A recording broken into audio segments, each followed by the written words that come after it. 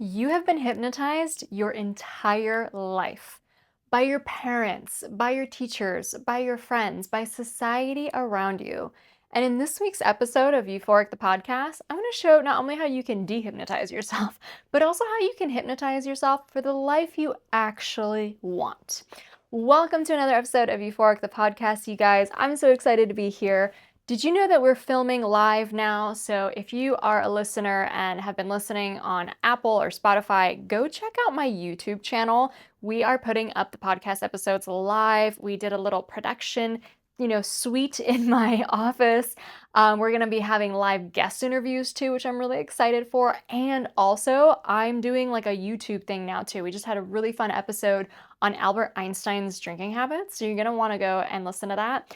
Be sure you subscribe as well so you never miss either an episode or a YouTube video that's coming out on, just topics around how successful people don't drink, the competitive edge you have when you go alcohol free, and how to build a business that gives you such meaningful work and a sense of impact and freedom in the world and income too, of course.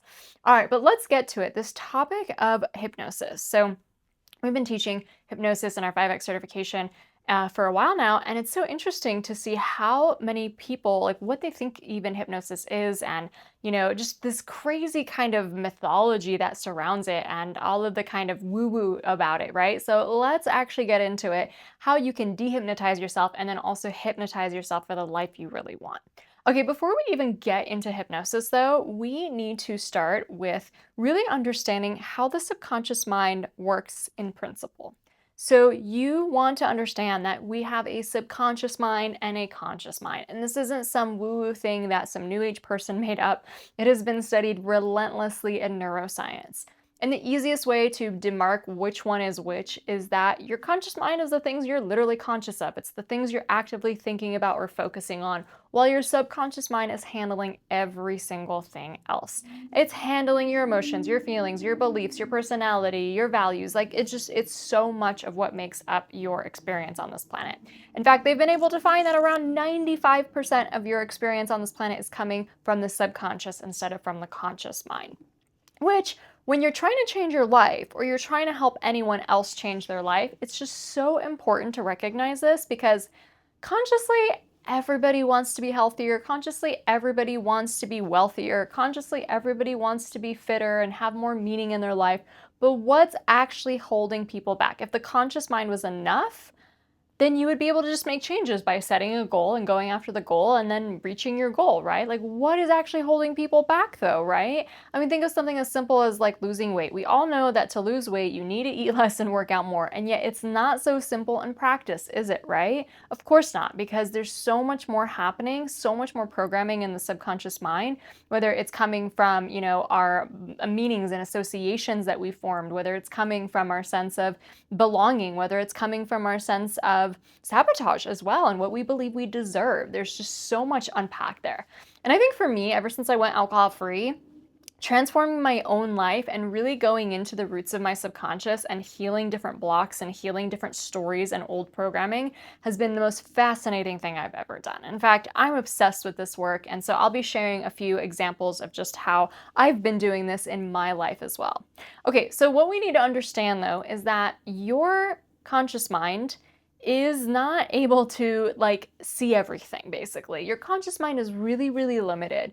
And if you think about it, there's just so much information that's coming your way at any one time. Like there's so much visual data, there's so much sensory data. Like your brain is this incredible organ that's really taking so much in, but the conscious mind can't do that by itself, right? So at any one time, your conscious mind can take in around 40 bits of information, 50 bits of information or so. So that's a lot to think about already, but that's it, right? In the meanwhile, your subconscious mind is taking anywhere from 11 million bits of information upwards to even 40 million bits of information. And there's some really popular examples of how this works. You're shopping for a car and all of a sudden you see that car everywhere. You see the same car that you're shopping for everywhere. And I have a really funny example. So when I was in the market for a couch for a really long time. Actually, we just got a really cool couch. I love it. It's a sectional. But I was in the market for a sectional, and I swear to you, me and my husband were looking around, kind of hemming and hawing for maybe 2 or 3 years. And so I remember going to my sister's house and being like, oh my gosh, you got a new sectional. And she's like, yeah, but it's not new. I got it last year. And I was like, you know what was so funny? I sat on that sectional when my new niece was born. And, it's a really important moment. You're holding your new niece for the first time. And there's pictures of me on that sectional, but I don't remember the sectional at all. It like completely escaped my memory. I remember holding my niece and being there celebrating the new addition to the family. I don't remember the sectional. And it was only a year later when I started getting into the market myself to look for a sectional that I noticed that my sister had a new one, which in fact was not new. I just failed to notice it. This kind of stuff happens all the time, right? I mean, have you ever seen that video where there's like basketball players and you're supposed to count how many times that the basketball players like bounce and dribble the ball between themselves? And in the meanwhile, because you're so focused on where the basketball is going, you miss the man that's dressed up as a gorilla that goes through the shot, right? It's uncanny, but this is what's happening. So your conscious mind is not paying attention all the time, right? Your conscious mind can't. It's just too much information. Your subconscious mind is paying attention though. It is, and it is pulling in all this stuff.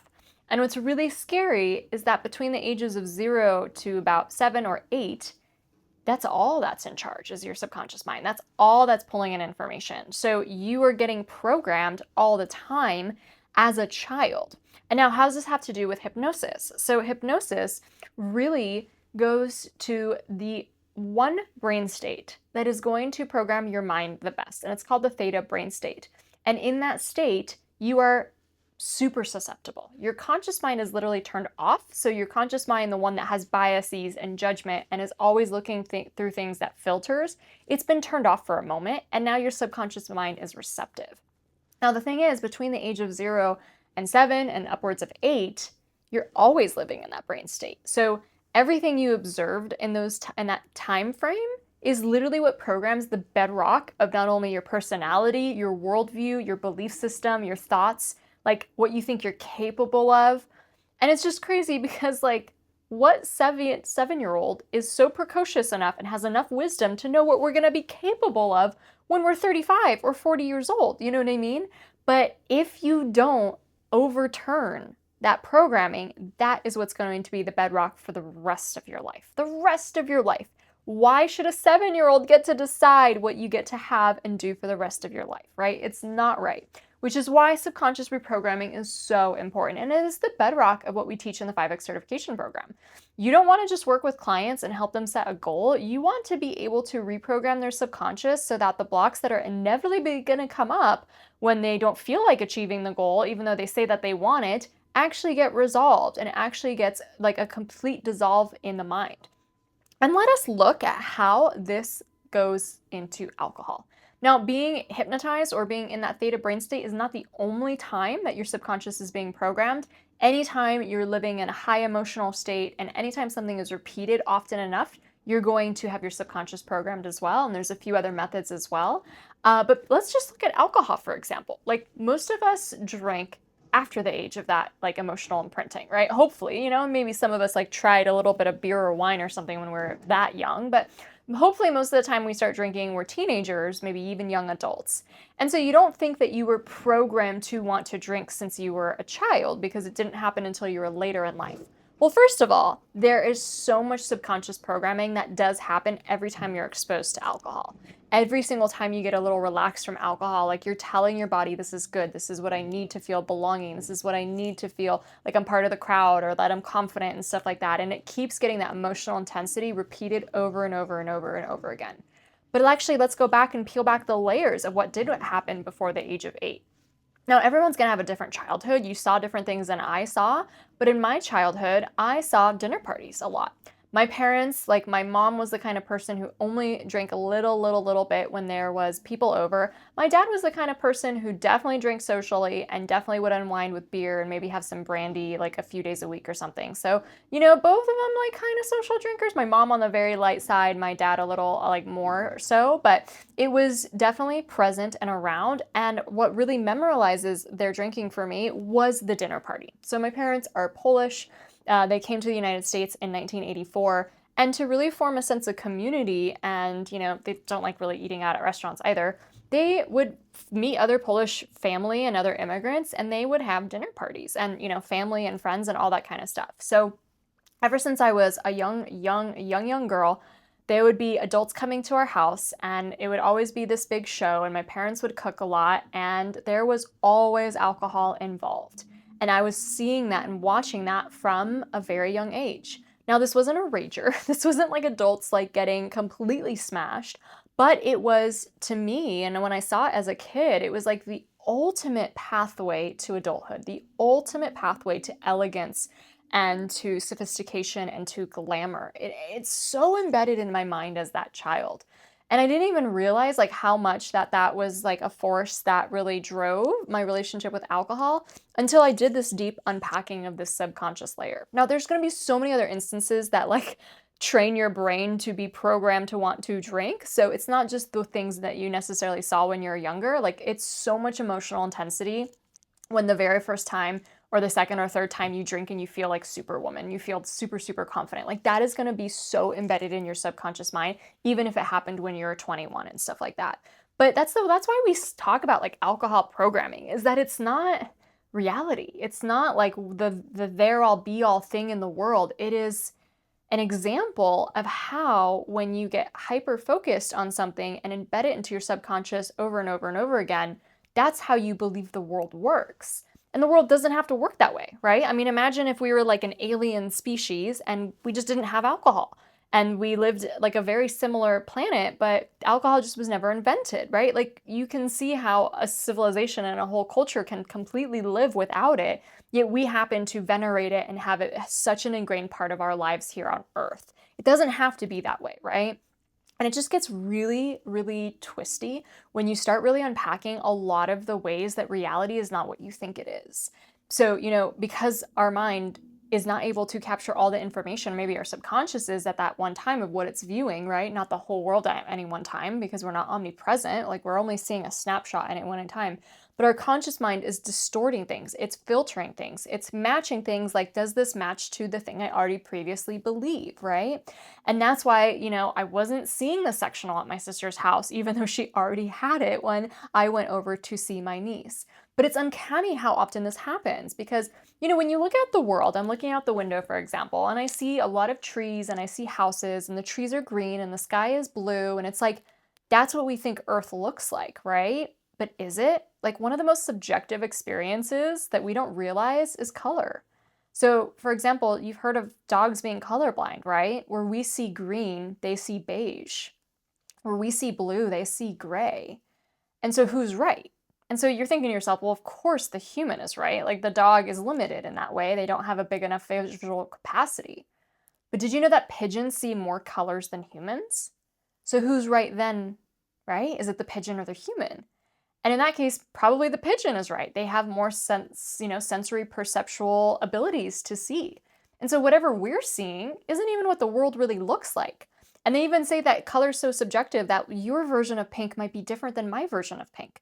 In fact, they've shown that there's tribes in Namibia who can see so many different shades of gray or of green that are completely unperceptible to us. And they have different names for all these shades of green that we can't see. Likewise, they've also done studies that there are some tribes in the Amazon that literally just don't have language for color at all, and they don't see color as well as we do. So language is also distorting our perception of reality. And it's just so cool. You can just go on a wormhole of this and really go deep into like how much we distort our reality. And it's like no human will ever have an accurate representation of what reality is. And that's why it's so key to realize that like when you have a limiting belief, you are not a very good judge of reality. So when you don't think that you're worthy, when you don't think you're good enough, when you don't think that you can launch a business or make a lot of money, you're not the best judge of reality anyway, right? And I think that's a really strong case for being delusional because why not believe that you're capable? Why not believe that anything is possible for you? Why not believe that you're the exact person who's going to have a successful career and a really meaningful, abundant money mindset and being able to help a lot of people? Like, why not believe all that stuff? Because you're not a good judge of reality anyway. The human brain just can't do it. It's not like there's some reality out there that we're seeing every day. We're only seeing a distortion of that. We're only seeing a very limited version of that. And being delusional is actually what's going to help you achieve all the things that you actually want to achieve instead of being realistic. Like, what does realistic even mean, right? It's all so limited from our brain's point of view. Okay, so we went over, like obviously alcohol is a program. It's not just a reality. It is a program that has been purposely programmed in through society, through culture, and we have so much meaning and attachments to alcohol that are false, that don't even exist. And I'm gonna have a future video on YouTube coming up about like how alcohol is completely made up if you really, really think about it. Now, the subconscious can be programmed and like changed the programming in many, many different ways. It's not just one thing. I'm going to go more specifically into hypnosis in just a second, but it is not just one modality. And I think that's what's so fascinating to me. Like, we understand that we want to change the subconscious mind. We understand that if you want to have the life you want, you need to reprogram your subconscious. Otherwise, a 7-year-old is running the show, and she probably was made to feel unloved or unworthy or unheard or overlooked or ignored at one point in time. And all of her perceptions are going to be feeding into what you believe is possible now, right? So we get that we want to change that. So how do you actually change that? Now, this is something that I teach in my 5X certification. We go over multiple modalities, and that's the thing. That's what's so fascinating about it, is there isn't just one modality that you use to change the subconscious mind. There's been so many different thought leaders who have studied this.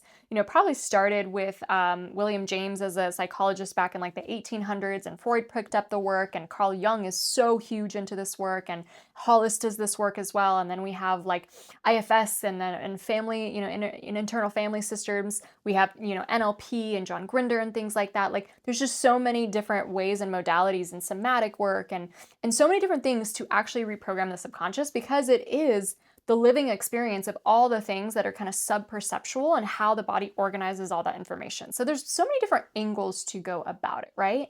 But today I wanted to focus on hypnosis, because a lot of people think hypnosis is some weird parlor trick, some weird thing that you do from the stage. And obviously it's been popularized in our culture to be, you think that someone's waving like a little watch at you or something like that, or some spinning thing or some device, or it's some woo-woo trick, or it's some kind of mind control. And it's like, it's none of those things. It is one of the more studied practices on how to actually make really deep changes in the human mind. And there's some really incredible research coming out of Stanford, and especially with people who have PTSD and stuff like that, on how to actually reprogram the mind and heal it for the future that you actually want through the power of hypnosis. So basically, when you look at like what hypnosis is doing at an actual structural level, your brain is sitting in 5 states at any one time. And sometimes they're a blend of these states. You're not just like in necessarily one all the time, but like there's a blend. But we have alpha, beta, we have theta, delta, and gamma. So those are the 5 states. Usually when you're awake, you're in the alpha or the beta state, or a mix of those two. And when you're like totally zonked out asleep, you're in the delta state. So you can just see how that can kind of work. Now, delta is like you're asleep, like you're completely zonked out. But theta is probably the most interesting one when it comes to subconscious reprogramming, because theta state is the one where you're almost sleeping or you're kind of waking up, right? It's a very natural state. And you're definitely in the state when you're going to sleep or when you're waking up, but you're also in this state a lot of times in life. So yes, a meditation could put you in this state, a guided visualization, a hypnosis can put you in this state, but also there's times in life where you're in this state where you just kind of lost your conscious attention. So can you imagine, for example, you're driving in a car and you kind of just don't remember the last 10 minutes? Like, you turned here and you put on your blinker and you did all the things you needed to do to drive the car, but you literally did not pay attention for the last 10 minutes. That is theta state. Or imagine like you're so absorbed in a book or a movie that you can't even pay attention to what's happening next to you. You know what I mean? Like, that is that theta state as well. And so it's really, really interesting that we get into this theta state a lot in our lives. And that's the scary thing too, is that our environment is always programming us as well. So we are literally getting hypnotized all the time. For example, someone who watches the news a lot, like obviously I really care about, the humanity in general. I care about the plight of the world. I got an MBA in social enterprises because I cared so much about social innovation really being a way to solve, humanity's problems. And that's why I'm a coach. And that's why I speak up and lift people up, because I care so much about people, right? But the news is not my friend. I used to be really sucked into the news when I was younger, in my 20s or so, and it is just not a place I want to be. When you choose what to focus on, you can control your day. And at any one time, like, there's probably 100 bad things that just happened in like a second around the world, right? And the news is basically putting all those bad things right in front of you. But at the same time, in that same second, probably 100 good things happened in the world, and you could have news that literally curates only the good things that happen. But unfortunately, to make sales and to, really drive viewership, they have to sensationalize. They have to put the bad stuff in front of you. And so you can get programmed by that. You can be in that theta state and have that constantly on. I mean, think of those people who literally just have the news on all the time. Like, it's programming you to be scared, right? Think of even watching, like, I like thrillers. I'm not gonna lie. I really like thrillers. I really like dramas that are anything to do with like spies or politics. I don't like politics in the real world, but when it's a show about politics, I like it, especially with female leaders. Anything to do with spies. I like anything to do with like Middle East thrillers. I like detective shows, but it's like, oh, please don't get into like the gruesome deaths, because that's programming you too. You know what I mean? So sometimes there's just a show that I'm watching and I'm like, no, I can't. Like, I definitely don't do horrors, because I know that I'm going to be in theta state. And this is literally slowly showing my subconscious mind, like, what to be scared of, what's out there. The big boogeyman is coming for you. You could be hurt next. Like, all these things that I don't want to be programmed into my mind, right? So we have to recognize that our environment is programming us a lot, and you can literally brainwash yourself to think differently, to behave differently, to act differently, just by changing your environment. Now, it's not everything, right? You definitely want to change your identity. Identity work is huge in subconscious reprogramming, but the environment, like, if you want to make the easiest change sometimes, if you want to not drink, hang out with other non-drinkers. You know what I mean? Like, if you want to be a successful entrepreneur, hang out with other successful entrepreneurs. Like, sometimes it's that simple to start reprogramming your subconscious mind as you start absorbing, especially in that theta state, the new information that is going to, form your new identity. Okay, so what we want to be able to do is recognize that there's so much that has been programmed into your mind that isn't serving you anymore. And that is where hypnosis, that is where working with a coach, that is, especially if you're doing this for other people, if you are a healer or a coach, personal development trainer, any one of those kind of broad ways of describing it, you want to learn how to do this for other people. Because say you're a fitness coach, you're trying to help a client lose 10 pounds. They are not stuck because they don't have the right eating plan or the right workout plan. Like, that stuff is everywhere on the internet these days, right? They're stuck for something deeper. There's some kind of subconscious association that's not allowing them to move forward, or that body is carrying that weight for some extra reason, right? And so this is, I think, no matter what kind of change industry you're in, if you're in the transformation industry, whether you help people stop drinking, whether you help them get fitter, whether you help people make more money, whether you help them grow businesses, whether you help, people get their infants, like, whatever you do, if it's helping people in some way, subconscious reprogramming needs to be at the backbone of it. Otherwise, you're going to hit walls. Like, your clients will hit walls. And if you've been in the personal transformation space, you know what I'm talking about, right? Like, you're all gung-ho about something for like a month, and then the motivation runs out, and then the willpower runs out, and you go back to the programming of your subconscious mind. And if that wasn't reprogrammed, then you're going to go back to whatever was originally programmed. God forbid, like, whatever that was, whatever story you told yourself when you were 21 years old or something silly like that. So we understand why this is important to reprogram the mind, but also we want to program in the good. We want to program in the future state that you want, the ideal version of you. We want to program in the new habits. We want to program it in the new behaviors and the feelings and stuff like that. And so I'm not going to go over like what a hypnosis session entails and stuff like that, but I want to really hone in on how you can start to leverage theta state in your own life. So when you are falling asleep, you are in a theta state. So it's called hypnagogic, and that is that like 20 minutes when you're pretty groggy and you're falling asleep. Now, you can actually leverage this for your benefit. You can listen to a hypnosis. You can listen to a guided visualization or a meditation, you can put on some kind of affirmations, or you could read a book. I love to read when I'm groggy. It's like, it put me to sleep. Like, this is great. I always like am so fascinated to hear from people who can't sleep. And I'm like, well, why don't you read? And they're like, but I don't want to. I'm like, but it'll put you to sleep eventually. You know what I mean?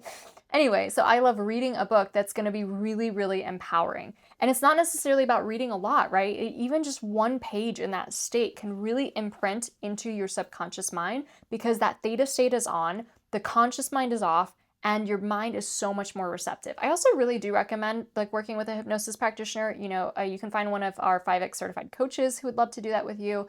You can book a session with my team. You can look at other ones out there, because it is so powerful. And it's something that's really good to do in repetition as well. Like, one session is pretty cool. And I remember the very first time I went through a session and I was like, whoa, I can't open my eyes. But on top of that, it's like the repetition of that as well. And then these things are available like on YouTube and stuff like that. We're going to be recording and introducing a lot more of that kind of stuff into our YouTube channel and into our programs and courses as well, which I'm super excited about. But that is a time every single one of us can leverage, that 20 minutes as you're falling asleep. In addition to that, you have the 20-minute window after you wake up. It's called the hypnopompic window. So this window is really important because I don't know about you, but if left to my own devices, the first thing I want to do when I wake up is grab my phone. And first of all, I think I do this to wake myself up, because when you like look at your phone, you get alerted to things. So it's kind of just like I'm trying to get out of the groggy state faster by looking at my phone. Plus, whatever, dopamine, immediate gratification, all that kind of stuff. But it's really bad because you want to actually be in that groggy state, and you actually want to use those 20 minutes to reprogram your mind in this state as well as you're waking up. This is the time to listen to that really empowering affirmations. This is the time to journal your affirmations. This is the time to really do the guided visualizations. And I know that this isn't like rocket science. I know that if you've been in the personal development world, you've heard this before, but I just want to share a little bit about how this has worked for me. So when I was first kind of on my entrepreneurial journey, like let's say the first 2 years, I did this stuff religiously. I danced in my kitchen as if I just got a 6-figure book deal back when I was a nobody.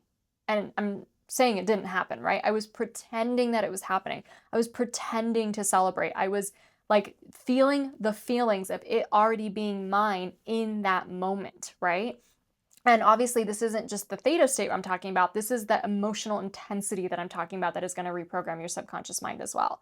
And so I would do this stuff so religiously. And is it any wonder that I got a 6-figure book deal? Is it any wonder that I grew a 6-figure business and then onwards to 7 figures? Like, this is how I was programming my mind. And what's fascinating is that as my life started changing and I started achieving literally everything I wanted. I mean, I want so much. I have so many big desires. I have such big dreams, but everything I wanted when I first started my journey, I now have. So now I have new dreams, new big goals, new things and visions that I'm looking forward to. But it's uncanny to me that every single thing I put on my vision board back when I first started my journey, I now have today. So as my life started changing and all of this started really manifesting, and I was really utilizing the tools of subconscious programming, I started to get more lax. And it happens. It's so normal. It happens, right? You're not like new to this rodeo anymore. And so you kind of forget about how important this kind of work is. And so got into a period where I was like, okay, I need to focus more on business strategy. Like I've already done the reprogramming. I'm good, right? And it's so fascinating because I'm noticing like, oh my gosh, I am being so invited to get back into this work again. And I've been reintroducing it over the last year or so because one, I know how important it is. And it's, something that is so taught in our programs and our systems. And it's just like, why did I think that I got a field day away from this? You know what I mean? But two, I'm also noticing old things. Like you don't reprogram your mind in one session. It is a continual thing you'll be doing your whole life. And it's a beautiful thing to do, right? Because you're going to find old stories and old blocks that you didn't even know exist. It's like the onion, analogy, right? There's just so many layers to it. And so, I have noticed too, especially in the last 4 months, my scarcity programming was really coming back. And what happened over the last 4 months is we've really invested into the business. We have really invested into the events. We've really invested in new projects. We've invested into there's so much that's happening. And it's exciting. I'm really, really excited about it. But there's so much, right, that's been invested back into the business. Let me just give you an example. Like, obviously, being an entrepreneur means you take these risks and you go for new things and you try new things and you might fail and then some things might work, right? So it's always exciting, but it also you do fall flat on your face. So for example, last year I think we invested around $15,000 into YouTube ad strategy. That totally didn't work. Like, not one penny of that is back. It's just $15,000 thrown away. Now, I think ads are incredible. They really do work. Obviously, there's something that we really need to retool with that strategy, and I'm definitely open to trying again. But it was just like 15K down, right? And there's just a few other things now that we're trying and that we're doing where we're just really overly invested. So it's like my scarcity wound has been really activated lately. It's just like, ooh, a lot of money is going out, you know what I mean? And so I have been like, you need to get back to the subconscious programming. It's like I almost thought I was done with this work, but I need to remind myself I'm always a work in progress. The subconscious reprogramming and, dehypnotizing myself away from the scarcity and hypnotizing myself into abundance is stuff that I want to continue doing. So I've been really taking advantage of the morning window and the evening window. And, I just want to say it on this podcast as well so that I have the accountability too, and that we can do this together. We can really take advantage of these windows of time. Of course, there's so many other things I can continue doing with emotional intensity and the other, subconscious modalities that I love, and working with practitioners and working with a coach. And, I am obsessed with this kind of work. But I want to give you guys the easiest thing you can start doing today. Take advantage of the morning and evening windows and actually reprogram your mind. Now, it's going to be dependent on your goals. If you want to stop drinking, use it to reprogram your mind to not desire alcohol. If you want to be more successful, use it to reprogram your brain to believe that success is inevitable for you, that it's all coming for you. If you want more money, use it to reprogram your mind that abundance is here for you, that you're so valuable, that you have $1,000,000 ideas and all this kind of stuff. And, we include like a guided meditation in my club experience to be able to lose the desire to drink. And I'm really excited because we're going to like double down on this. Like, I'm going to be including so much more of this hypnosis and the subconscious reprogramming as an experience, not just learning how to do it for other people, but as an experience that you can do for yourself in and throughout my programs, because I know it's just so important. And it's like, I'm over being like, okay, well, watch this YouTube video. It's like, no, we're going to create the videos ourselves and stuff like that. It's really fun at the end of the day. Like today, I started my day with a abundance hypnosis / affirmation track, and like I just felt better. I just felt so much more like alive, and anything is possible. And it's just like a really great way to start the day. And so I just want to close this episode by reminding you, you're getting hypnotized all the time. Hypnosis isn't some weird woo-woo parlor trick. It's happening without you knowing it, and without being intentional about it, you could be programming yourself for all the things that you don't want in your life, right? And we have to recognize we've already been hypnotized all our lives. We were just walking sponges from 0 to 8 years old. So if you want to reverse that, if you want to change the old programs and stories and beliefs about yourself, they're not set in stone, right? If you're not intentional about it, yes, they will be. You'll hold those till the day you die. But for example, the desire to drink is not an inherent desire born into humans. It has been programmed into us. If you want to not even want to drink, like some people don't want to quit drinking because it sounds like hard or sad or miserable, but like if you want to be the kind of person who just doesn't want to drink, then you can lose the desire to drink in your subconscious mind. And I hope that I explained a little bit of the process of what you could do. And you need to be relentless about it. You need to be relentless. Like if there is still desire to drink, there's still a story in your mind about why alcohol is serving you. And you can just keep on going and unpacking and unpacking and unpacking. And it's like, it's fun and it's fulfilling. I promise it is.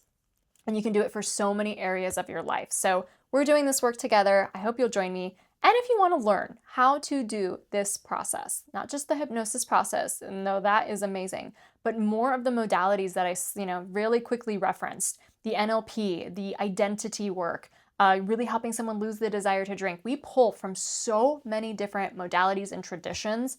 We pull from so many different thought leaders, like the subconscious mind. I'm going to be I'm going to be studying it for the rest of my life. And we always update the curriculum as well in the 5X certification. So you are just going to be getting the best of the best. You are going to be a subconscious change expert when you graduate from the program. And I'm so excited because we are enrolling our spring class right now. It is an experience. It is a 10-month experience. If you're looking for like a piece of paper and an hour's worth of work, because trust me, there literally are programs out there that take an hour. I don't even know how they're allowed to be called certifications. This is not that. This is not the shortcut. This is not the thing you do where you don't put in the work. This is a 10-month program. It's actually because it's 10 months, like we're able to spread out so much over time. So it's not like it's that much every single week necessarily. It's only about like 2 to 3 hours a week. So it's really, really manageable and doable. But you will go through week by week and learn these concepts, understand these concepts, practice these concepts, learn the techniques and the exercises to actually affect the changes within yourself and with other people. And you will graduate as a subconscious change expert. We do certify in 5 different modalities. So we have the mindset and subconscious change. We have the alcohol-free empowerment. We have the success coaching, which is all about helping someone find that deeper sense of meaning and purpose and fulfillment. It's like so inside of all of us, but not being expressed right now. It's the coolest superpower you'll ever have. And the 2 advanced subconscious modalities of NLP and hypnosis. We start in sometime in April. We don't have it locked in yet, but you want to get your application in for the program. I do vet every single person and we do hop on a call. I like to get to know you and what your goals are. And I also love to give you some strategy right away of how to map out your business and your vision, even if you're starting from scratch. Like, in fact, a lot of our people come in and start from scratch. And we also do have established coaches who really want to deepen their work in the subconscious or in the alcohol-free space. So I do recommend you pop in for that. We also do half the program is business training. And we are implementing what's called the 0 to 100K coach method because I'm going to teach you every strategy I did to hit 6 figures in 1 year. Now, I didn't do that my first year in business. I did do it in my second year in business. And so we're going to lay it down into phases and what needs to be accomplished in each phase so that you can really architect your brand, gain visibility, and start selling out your coaching and your offers. Now, I think something that often comes up is people think that coaching is only one-on-one coaching, that you have to be this practitioner that's always sitting across from people. But a coaching business is so much bigger than that. It can be anything you want it to be. It can be retreats. It can be events. It can be a podcast. It can be media features. It can be speaking. And that's what's so cool about doing this work. It's so freaking fulfilling. I love working one-on-one with people. I love working with people in groups. I love retreats. I love podcasting. I am doing the work my soul was put on this planet to do. And I know that you are listening to this and you wish you had a podcast that people would listen to on their morning walk. And you wish that you had the book that people tell you changed their lives. And you wish that you could like leave behind maybe your day job and then have your coworkers even be jealous of you. Like, there's so many of you listening to this that this program was made for. And I would love to invite you in. So do check out in the show notes below. We have the information about the program and the application. It's a really short application. And then, like I said, we'll have like a business building session together. So it's really fun when we get on the interview together. And if it's a good fit, I'll invite you in and you'll get more information about the program and the start and what it entails and all that good stuff. But what I believe at the end of the day, no matter what, whether you're here to heal other people or you're going through your own healing journey yourself right now, it all lies in the subconscious mind. You can dehypnotize yourself and you can hypnotize yourself for the life you really want. And I hope this episode was helpful to show you how and why.